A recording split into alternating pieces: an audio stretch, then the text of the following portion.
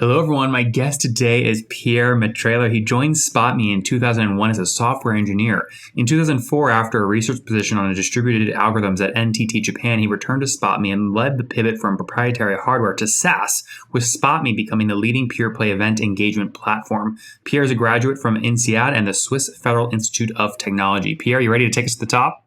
Absolutely. Thanks for having me. You bet. Thanks for coming on. So the obvious question is, anyone that sells into the events world is going through a lot of change right now. What is SpotMe selling right now, and how have you been impacted by COVID? Yeah, so we are what most people would call us, they would think of a WordPress for events, right? So we are an end-to-end platform for launching, managing, running your events. And of course, it happens today that most of these events are actually online. Right? So we provide all the tools to create a website, a mobile app, a social network, a live stream, and a community.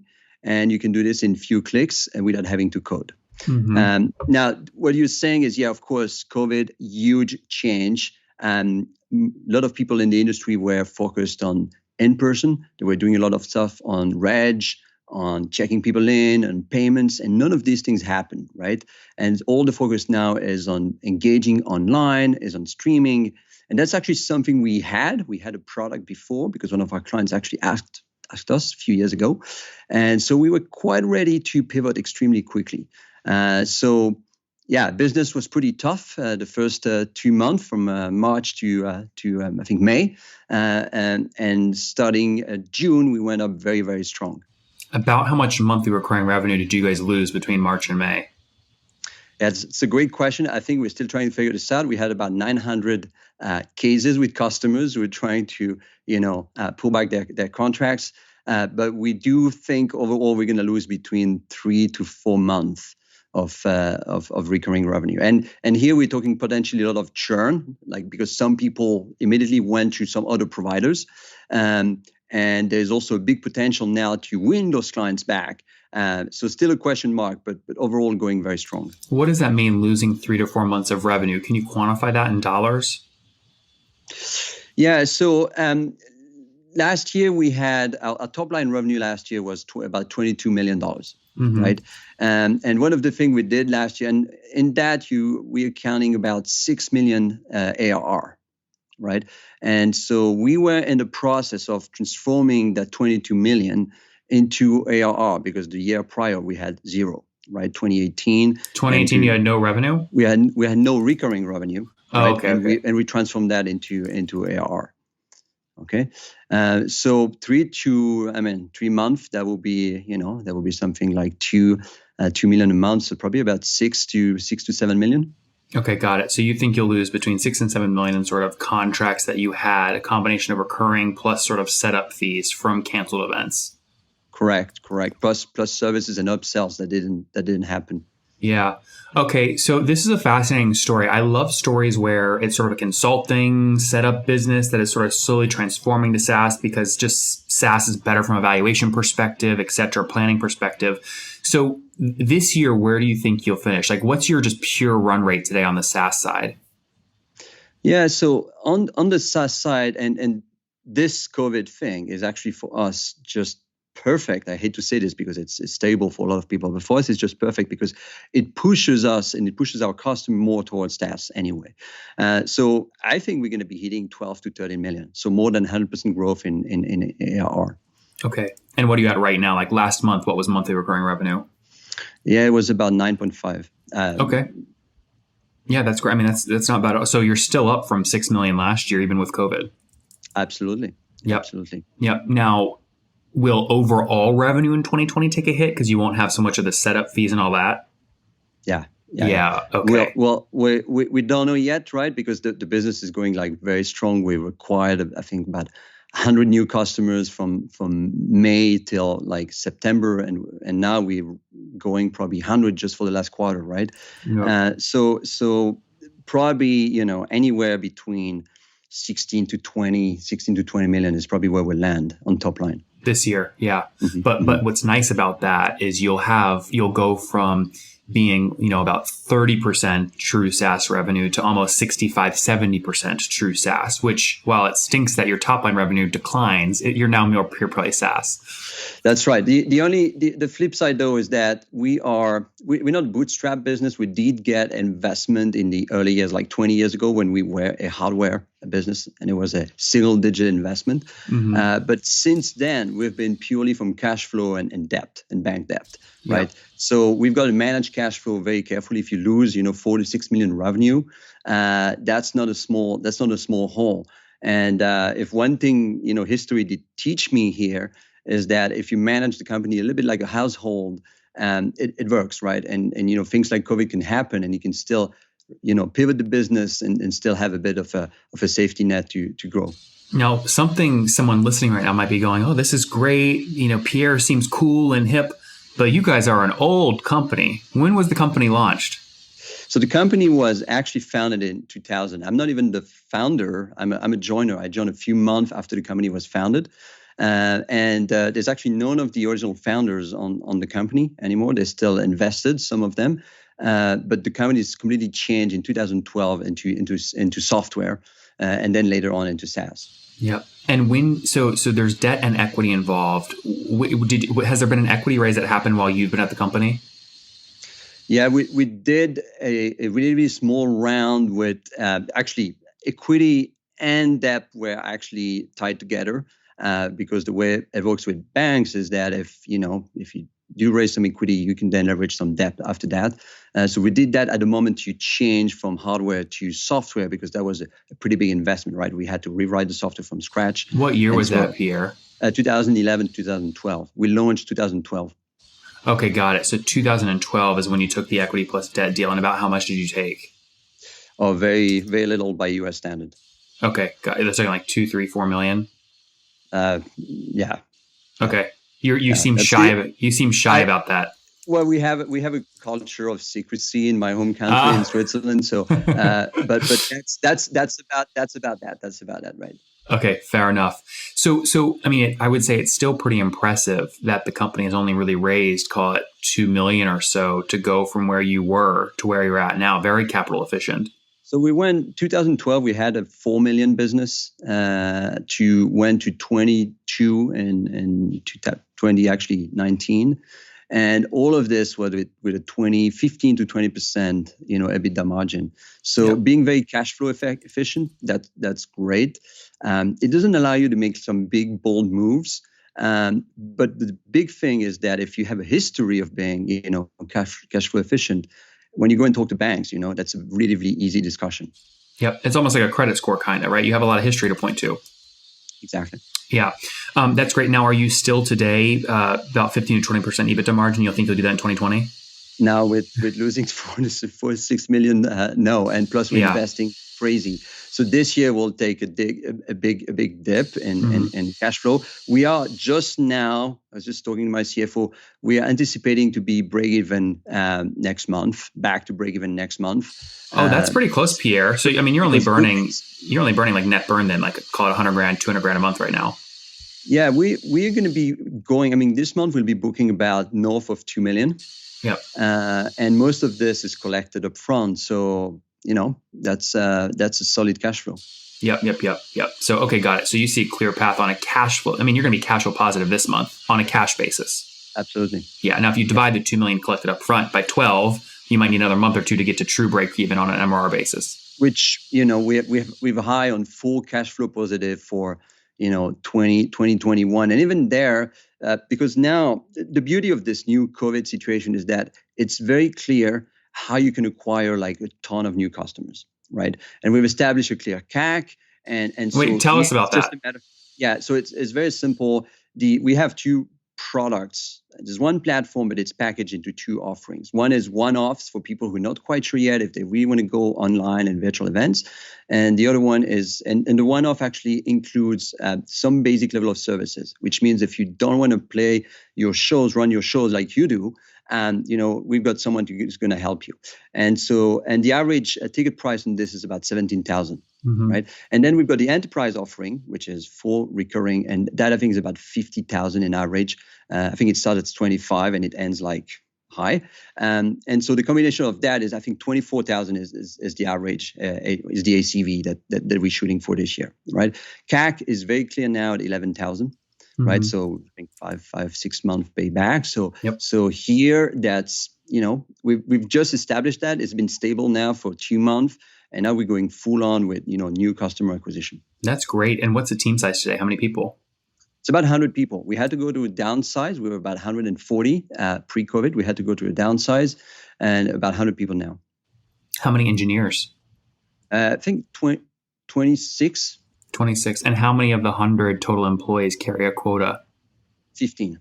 15. Interesting. How do you set quota? We just did today, so I'm not sure. Not sure I want to answer that question. We used to have like a super scientific way of setting quota. Like, we've got account executive just for new customer acquisition, and that's just a function of like how many outbound you're supposed to do and what's the inbound rate and conversion, etc. So we show them that's the number you get. But we also have account managers who are managing existing accounts and doing expansion with those accounts, and that is a little bit more of a question mark. We've actually simplified this because we see huge traction. We've just divided by what we think is the booking goal, and that's what we set as quota. So do you give your CSMs and account managers a quota? Of course, everyone's got a quota. So they have an expansion quota?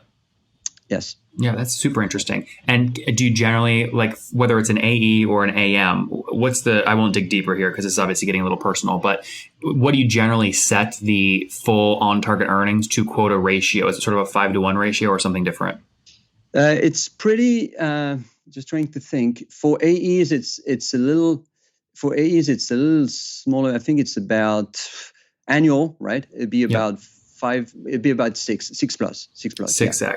So just to be clear, if an AE hits their quota and they make 100,000 per year, or let's say 200,000 per year, the quota they hit is 6 times that, about 1.2 million in new ARR that they brought in. Well, I do expect AEs to do about 1.2 million a year now.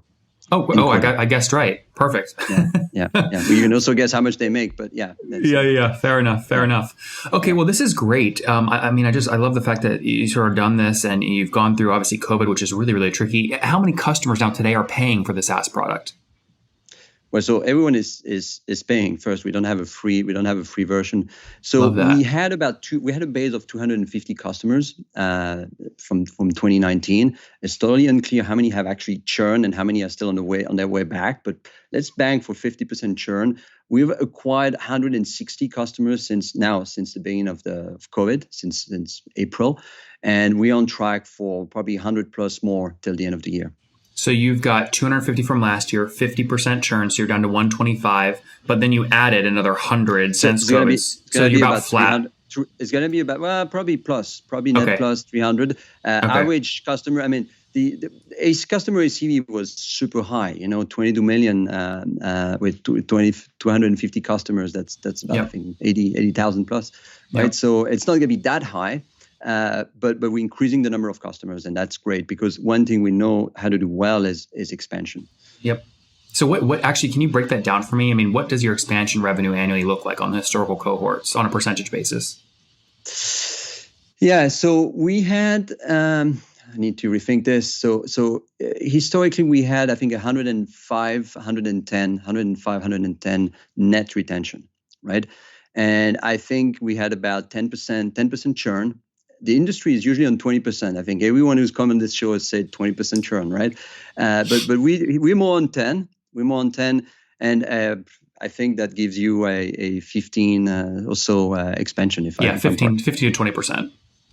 Yeah. Very good stuff, Pierre. This is great. So it's interesting to me that you just said you just had a chat with your CFO and you're looking at being profitable next month, because if you use COVID like an opportunity for you, you want to be investing a ton right now because there's so much change happening in the business world. You want to be on a customer acquisition spree, maybe burning cash even to drive growth. Why the focus on profitability right now? Well, look, maybe it's a European thing. I don't know.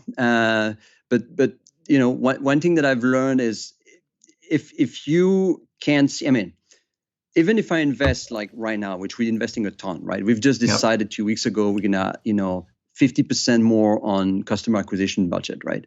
And so if I see those returns, and I should be able to see those returns in, a month, right? Because it's very short, and the sales cycles are like super short right now. I think the acceleration can be fast, and I don't think we need to dig a big hole in cash flow for doing so. I don't think it's healthy anyway. Yeah. What are you most concerned about right now? Hey, great question. So the one number I'm looking at is how many customers I'm talking to who are using our platform just as a plug because of COVID, and how many are actually going to invest long-term into online events, right? Of course, every guru is going to say, hey, digital sales is the future, and I believe so, right? Our target customer is like enterprise, more than 1,000 employees, and they are very traditional, quite conservative, and a lot of them are talking of like going back in person. And we've burned our ships, right? We're not going back to that. We can do hybrid. But what I'm really interested in is making sure that every customer who is joining now is going to be like fascinated by keeping their events online in the future. And that ratio, like how many just do this as a band-aid versus how many like invest long-term, that's the big question. Pierre, on that note, let's wrap up with the famous 5. Number 1, what's your favorite business book? Great question. Crossing the Chasm. Yeah, that's a good one. Number 2, Jeffrey Moore. Number 2, is there a CEO you're following or studying? Yeah, it would be David Cancel from Drift. Number 3, what's your favorite online tool for building the company? Very boring Salesforce. Been a very early customer from 2002. So yeah. Number 4, Pierre, how many hours of CP in every night? 5, but working on getting a little bit more. Fair enough. And what's your situation? Married, single, kids? So married and expecting our first one in December. Oh, congratulations. What an exciting time for you. How old are you? I'm 41. 41. Last question. What's something you wish you knew when you were 20? Yeah, great.